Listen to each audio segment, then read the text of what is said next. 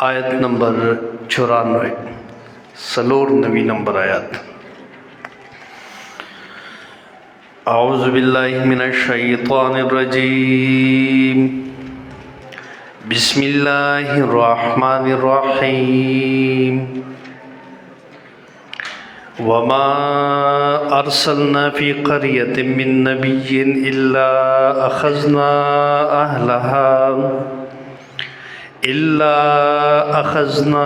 अहलहा बिलबासाइ वद्दर्राइ लअल्लहुम यज़्ज़र्रऊन। सूरह आराफ मूँ शुरू करो। सूरत आराफ के पदरे मसलों बांधे तफसीलू यो तसल्ली लिल मुबल्लिग़ कम दाई छे दावत की और अल्लाह द किताब बयान की नोगला तसल्ली वर्की चिदा लार आसान न मुश्किल लार दा पदे के हर किस्म तकालीफ राजी नो तबे बर्दाश्त के। द्वेम दावत सूरत वा इत्तिबा मा अंजल अल्लाह चिकम शरीयत रा ले गले दे कुरान और सुन्नत रा ले गले दागी ताबेदारी होके। और दरेम मसलब सूरत के वा तौहीद और रद्द शिरक चिदा अल्लाह वहदानियत बयानवा और द शिरक रद्द बके। पदे दरेवाणु दावो बांधे ब्या दलाइल नकलिया यानी वाक़यात द अंबिया किराम अलैहिस्सलाम में रावड़ल मक्के वाक़े द नूह अलैहिस्सलाम मुंगुए पदरे मदावा बांधे चौगोरा द तौहीद और रद्द शिरक वाला मसला नूह अलैहिस्सलाम बयान करे वा कौम ते हनीम से वकाल तबलीग करो और कौम वर्ता मुख्तलिफ तकालीफ रा रसोली खुदागे बावजूद अगर दिल बर्दाश्त नश खपल मसले प्रे न खो खपल मिशन प्रे न ख। द्वेम वाक्य मूंग द हूद अलैहिस्सलाम बयान करा हम पदरे में दावे बांधे। हूद अलैहिस्सलाम हम शोरो द तौहीद न कई मजबूत कौमो अल्लाह वाला बदनी क़ुव्वत वर कड़ो और ढेर ताकत वर कड़ो ख्वागी दे बदनी क़ुव्वत इस्तेमाल सही न द अल्लाह द इनामात ना शुक्रिया उकड़ा नगुर बागी बाने हम आज़ाब रागे। द्रेम वाक़या मूंगा त कौम सालेह यानी समूदियानो वाक़या वेलेवा कौम समूद त अल्लाह हज़रत सालेह अलैहिस्सलाम नबी रा ले गलो। सालेह अलैहिस्सलाम हम दीता द तौहीद दावत करो और दी पागा मुनकरात तो रद्द करो दाखलक ढेर माहिर और कारीगर खलको और दिल अल्लाह ढेर इस्तेआदाद और सलाहियत वर करो खुदी हम द अल्लाह द नेमतुन ना शुक्रिया उकड़ा। और सालेह अलैहिस्सलाम दी तवील फस्करू अला अल्लाह वला तासू फिल अर्द मुफसिदीन अल्लाह ने मतुन याद के फसादु नमक खुदी ब्याम शरको नंबर के दल नो आखिर अल्लाह अज़ाब पदी बने रावस्त। सलोरम वाक़या मूँ वाक़े द लूत अलैहिस्सलाम वेले वा दद सूरत पद्वे में दावे और पदरे में दावे बांधे। द्वेम दावा इत्तिबा मा अंज़ल अल्लाह नो द लूत अलैहिस्सलाम प कौम की शिरकमो और इत्तिबा मा अंज़ल अल्लाह न कोला लूत अलैहिस्सलाम दी मना कोल च दा बदफेली मकवे दा बेहई मकवे और दी ब्याम आगा कवलो द लूत अलैहिस्सलाम खबर है न मानला तो चकल इत्तिबा मा अंज़ल अल्लाह नकड़ा नो अल्लाह पे ढेर खतरनाक अज़ाब रावस्त दाकले पे उल्टक और दखानो बारान पेश। ब्या पीज़म वाक़या दलील नकली द शुएब अलैहिस्सलाम बयान करो दाम पद्वे मोदरे में दावे बांधी। द शुएब अलैहिस्सलाम कौम के दो खराबे यो दी शिरक और द्वे मामलात खराबो नो शुएब अलैहिस्सलाम दीला द तौहीद दावत मावल वर की और द्वेम द दी द मामलातो इस्लाह की और तवई चे फ़ाउ फुलकैल वल मीज़ान तासुगोर पैमाना पूरा वर कवे तल की कबे मकवे तल बराबर वर कवे वला तबख़सुन्ना साशियाहुम दखल को नसीज़ुन मकमवाए और फसाद मकवे पजमक की तस ढेर मुनकरात दुई रद्द कड़ू نو قوم د خبره مونه منله، الټه دمکیانه شروع کړي. شعیب علیه السلام ته موږ ته د کلی نه وباسو او یا به ته واپس زمونږ په دین کېږي. مطلب دا چې دا د دوی په خیال باندې شعیب علیه السلام چې کله ذمہ داری د نبوت لا ملو شوی نه و نو غلی و، نو دوی جوړ دا زمونږ په دین باندې دی. نو ورته وی لنخرجنک یا شعیب والذین آمنوا معک من قریتنا او لتعودن فی ملتنا. یا خو به زمونږ د دې کلي نه وځئ یا به زمونږ دین ته واپس کېږئ. نو شعیب علیہ السلام خطیب الانبیاء دی، نو ډېر نرم لهجې سره جواب ورکوي. قال ولو كنا کارهین، اگر که موږ ستاسو دا دین بد ګڼو مطلب منو یې نه، او الله موږ له ستاسو د دین نه نجات را کړی دی. ان عدنا فی ملتکم بعد اذ نجانا الله منها، موږ الله ر دینه په خوا خلاص کړیو. شرکی دین ته درتلل خو څه کوي چې رد یې کو الټا. نو دم دی قوم هم چې کله د شعیب علیہ السلام خبرو نه منل نو عذاب پر راغی. اوس 94 وما ارسلنا فی قرية من نبی الا اخذنا اهلها. تدی آیات کریمه نام دا تنویر دی په مابعد باندې اوم دغه واقعات او داو پرانا کی مزید رڼا په دې مسله باندې اچي چې هر نبی هر کلی ته الله وي موږ را لېږلی دی، نو هغه دا دعوت ورکړی دی د توحید دعوت، د هغې په منکراتو یې رد کړی دی. خو چې چا د هغې دعوت نه دی منلی نو قسم قسم مالی جانی تکالیفو کې موږ هغې مبتلا کړي دي. نو موجودو خلکو ته عبرت هم دی چې ګورې تاسو هم سبق واخلئ. او په دې آیات کریمه کې تذکیر بے نعم و نقم هم کوي، هم د نعمتونو تذکره کوي او هم د عذابونو تذکره کوي. نو آیات ته وګورئ ښه. وما ارسلنا او الله وی ندی را لګلی مونږ فی قریتن په هیڅ یو کلي کې من نبین هیڅ یو نبی، یعنی داسې کلی نشته چای کې مونږ نبی نه را لګلی، هر کلی کې مونږ نبی او رسول را لګلی دی. او خبره دا وه دلته عبارت کی تقدیر دی چې کذبو دی خلکو څو کړل د هغې تکذیب یې او بار بار د هغې خبره دروغجنه کړه. نو الا اخذنا اهلها، مگر اونی والمونږ هغه اوسیدونکي د دې کلي بالباساء په تکالیفو د مال او والضراء په تکالیفو د جان په بیمارو باندې. یو دی باسا او بل دی ضرا. باسا ویل کېږي تکالیف مالی لکه تاوانونه، قحطونه، مهنګایانې، داسې قسم عذابونه الله په دې باندې راوستل. ګوره کم قوم کې چې منکرات راشي او بیا غټ منکر خو شرک دی، نو په هغې قوم باندې الله مالی تکالیف هم راولي. لکه نن سبا موږ مهنګایۍ سره مخ یو که نه، هر سړی وایي دا مهنګایي ده او بجلي ګرانه ده او شیزونه ګران شو، نو په خپلو عقایدو څوک هم نظرثاني نه کوي. نن دربارونه آباد دي، زیارتونه او د الله کورونه شړ دي. تاسو ګورئ دې دربارونو کې څومره خلک ځي د غیر الله نه مددونه غواړي او چېرته د غلطو پیرانو په خپو کې سرونه ایښي، نو سبا تا باندې الله د رزق فراواني راولي. دغه مالی مشکلات خو به وي. نو دې قوم هم شرک او منکرات یې کول دې قومونو، نو الله وایي تکالیف مالی کې ما ګیر کړل. ضرا ویل کېږي د بدن تکالیفو ته، لکه مختلف قسم بیماری الله بیا په دې راولي. نو الله وی داسې پخوانو قومونو کې چې چا د انبیو خبره نه ومنلې نو بدني تکالیفو کې هم هغوی مبتلا کړو، قسم قسم امراض او مرضونه په هغې کې رالل. نن هم دا مسله موږ ته مخې ته ده. ځوان هلک وایي ویره د شوګر شو، پخوا به شوګر چا پېژندم نه، چېرته بوډا سړی به په آخر عمر کې د هغه به شوګر شو. داسې ځوانان چې هارټ اټیک مسلې ورته راپېښېږي، آیا روز دا کیسې مخې ته راځي. ځوان هلک به وي او هغې کې به دومره مرضونه وي چې ته به حیران شي چې هلکه دا خو د ځوانۍ په عمر کې دی. دا ولې مونږ کې منکرات ډېر شو،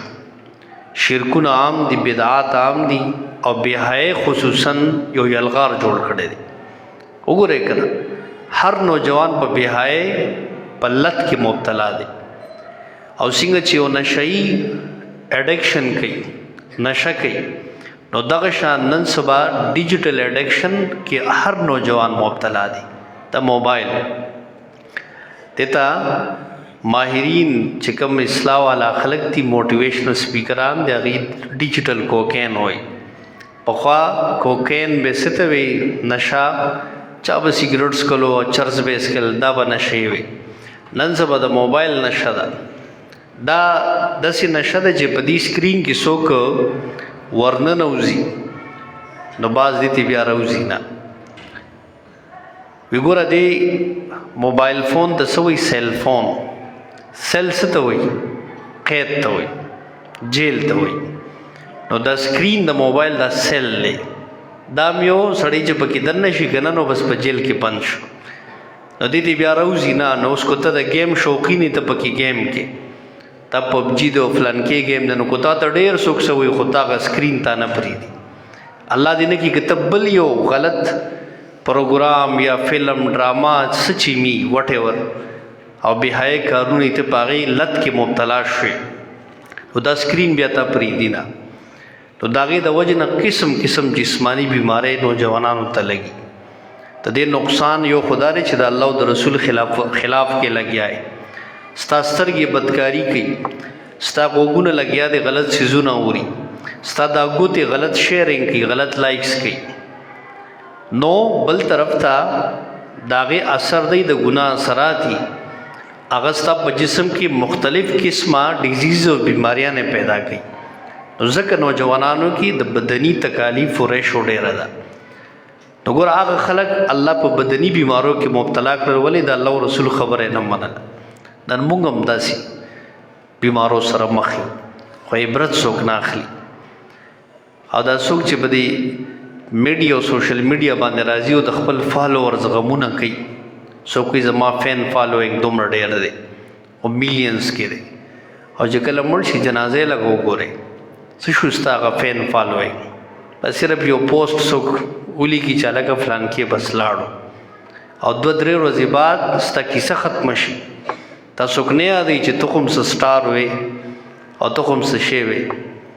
دا د هغه حقیقت دی. ولې ابس او فضول کار باندې خپل ځان خرابې؟ تا خپل ځواني خپل د عمر اهمترین وخت دی میډیا له ورک چې ورکه تاله سم درد نکړه. الټه کې دی شي د عذاب کې ردی د وجه نه غیر شي که چرته غلط لایکس او شیرینګ نکړي یا غلط سا اپلوډینګ نکړي. نو بهرحال خبره مې دې پورې کوله چې هغه قومونو ته منبیا راغلي چې کله د نبی له دغه نبی خبره ونه منله بیا مکې والا د نبی علیه السلام خبره ونه منله الله دغه سي تکالیف کوي غیر کړل. نو مگر نیولیو مونږ هغه اوسیدونکي ردی په تکالیفو د مال او په تکالیفو د جانو بیمارو باندې لعلهم یضرعون دې دپاره چې دوی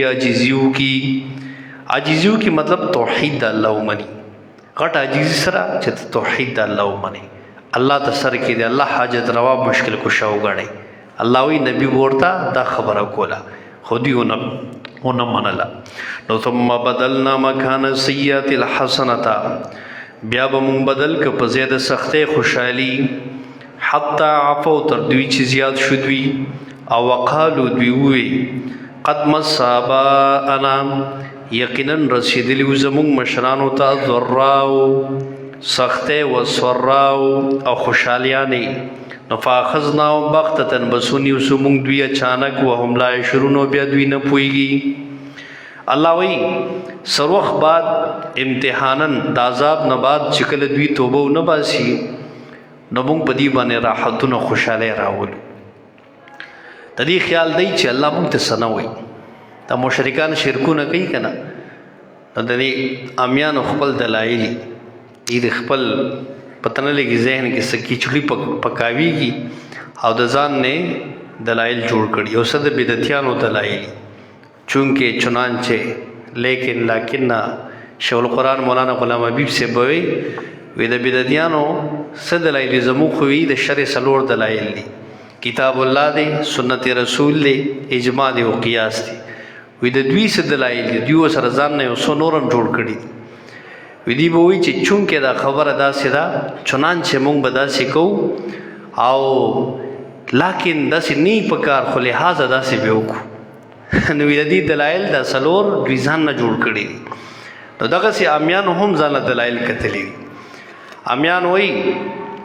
وي که چرې دا زیارت ته تلل ښه خبره ني او تاسو وایئ چې دا شرک دی د دې اولیاو مزاراتو نه غوښتل نو الله دې زموږ خپې ماتې کړي که نه په دې خپو چې ځو او الله دې زموږ د لاسونه مات کړي چې موږ هلته لاسونه اوچتو دا ژبې دې هم چاړی کړي نو هلکه موږ وایو قرآن کې الله ویلي دي چې تاله زه مهلت در کومه د الله قانوني مهلت او استدراج یو قانون دی استدراج څه ته وایي استدراج دې ته وایي چې یو ښکاري ښکار کوي نو دې خپل ښکار ته دانه اچوي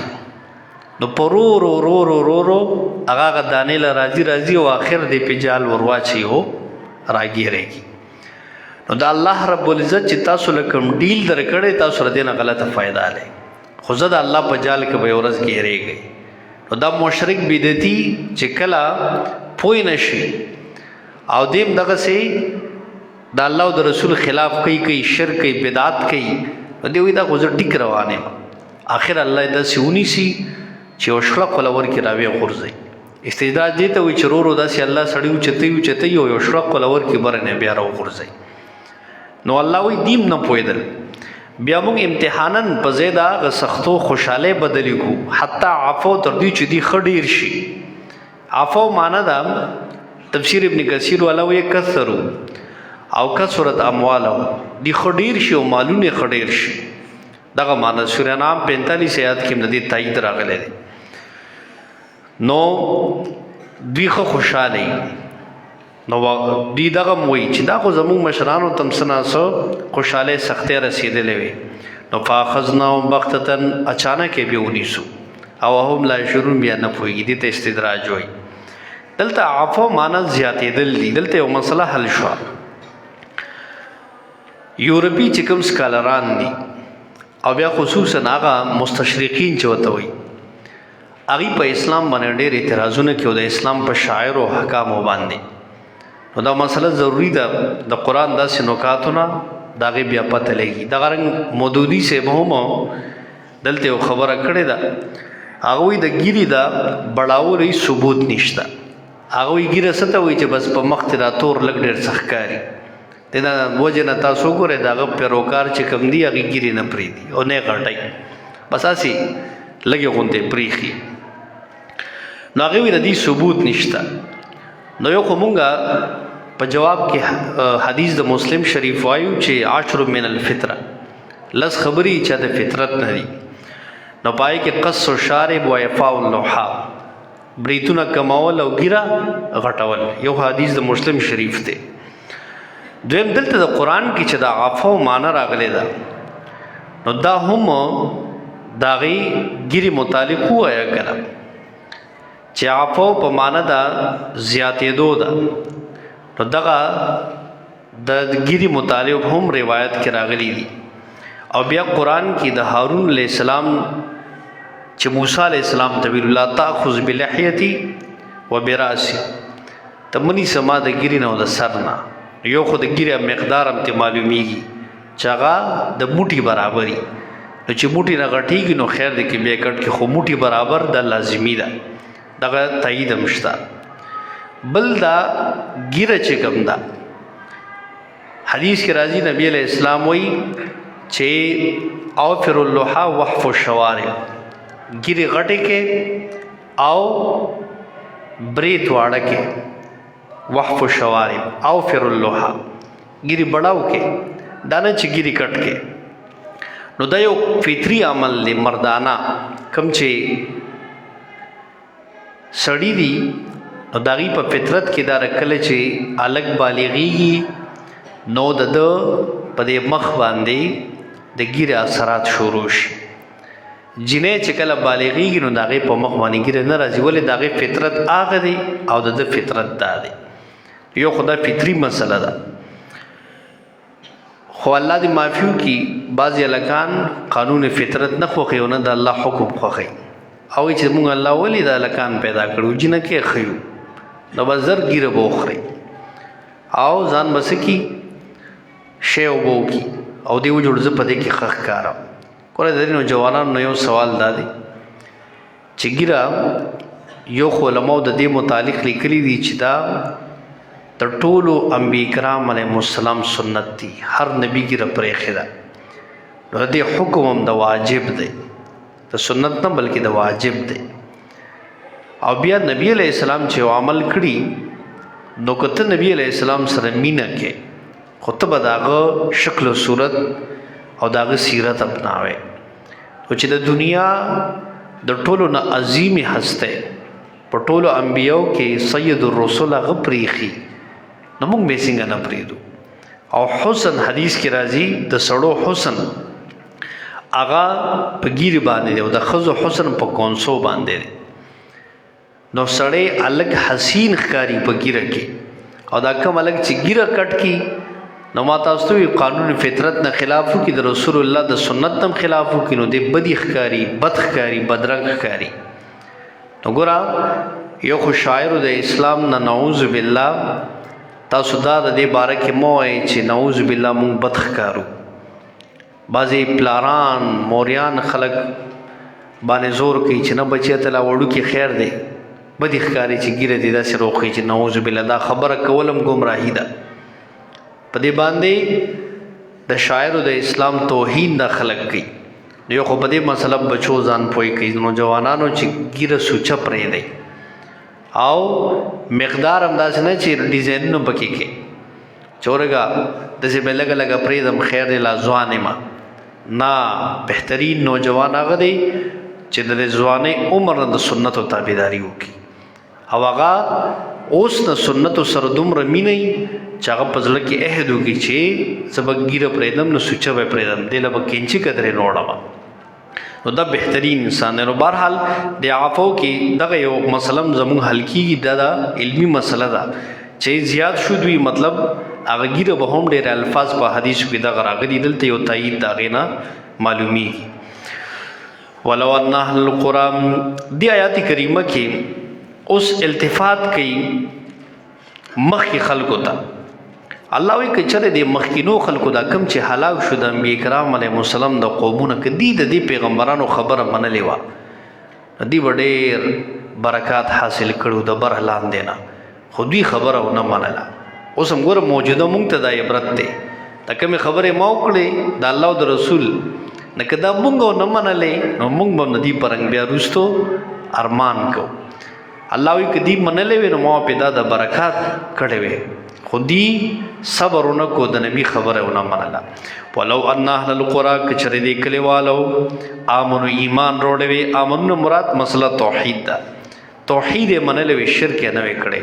او وتقوا ځان بچ کړو د شرک نه یو ایمان توحید او دویم دې سره پرهیز دی هغه د شرک نه بچاو دی ایمان اله فائدہ ورکړي چې تو سره پرهیز وکړي لکه ته ډاکټر لاړ شي نو تاسو یو دوايي ولیکي دویم تاسو پرهیز وکړي چې دوايي به استعمالای خو غره د ورلد تریونه په پرهیز کې نو تقوا څه ته وایي چې ایمان عقیده سره سره ګوري د شرک منکرات نو وزانه بچ کې نو لفتحنا خامخمو پرانستی علیهم پدی باندې برکات من السماء والارض هغه برکتونه د بر لاندینا سمانه مراد بر طرف کې اسمان طرف نه با پدی باندې موږ ډیر برکتونه راورولې وي برنه مراد بارانونه خسته بم راورول د ضرورت مطابق دارنګ حاکمان مم په عادلان او صحیح حاکمان مقرر کړو او د لاندې نه مراد فصلونه به مول رئیستی وي خسته زرغونی ریت او قوم به مول خور کړو نو دا ټول د دې فائدې وي خو الله وی دي دا څو نکړنو ولکن کذبوا لکن دوی تکذیب وکړه د پیغمبرانو نو فاخذنا مسونی والمون دوی بما كانوا یکسبون پاغه سبانه چې دوی کول په وجه دا عمل چې دی کم کو نو الله وی مونی ول ولی دی من نشو دی چې کوم نه لحاظ د غنبیو د خبره ونک اخر مونی ول د دې پر وبستی د ملمانه راغلی نن مختصر درس کو ما خو دې ملمنو ته درخواست کو چې تاسو درس وکي خودي وی چې را مونږ هم دلته کینو دې ملګرو سره حوصله افزای ده پر نو لای دې ډېر عزت وکي دعا وکي اللهم صل علی محمد و علی ال محمد كما صليت على إبراهيم وعلى آل إبراهيم إنك حميد مجيد اللهم بارك على محمد وعلى آل محمد كما باركت على إبراهيم وعلى آل إبراهيم إنك حميد مجيد اللهم أعنا على ذكرك وشكرك وحسن عبادتك يا حي يا قيوم برحمتك نستعيذ الله ستا کلام مونږ څنګه د حق د ویلو د اورېدلو پوره حق په ما دا کړی نی الله ته موږ ته کمی کوتاهي معافي وکړي الله د قرآن فهم علم سمجھ بوجھ موږ ته رانصیب کړي الله دلته څونه ملګري درس کې ناست دي د ټول الله په هر قدم باندې نیکۍ ورکړي د ټولو ګناهونه الله معاف کړي الله قرآن زموږ زړه باغ و بهار وګرځي الله څونه بیمارانی حاضرونو کې د چا کورونو کې بیماری ټولو مریضانو له شفای کامله عاجله ورکړي د چا حاجتونه یې د زړه مرادونه الله د هر چا حاجت پوره کړي د زړه مرادونه یې پوره کړي الله د هر قسمه شري حاسد نه الله ناکارو خلق نه موږ له حفاظت راکړي ربنا ظلمنا انفسنا وان لم تغفر لنا وترحمنا لنكونن من الخاسرين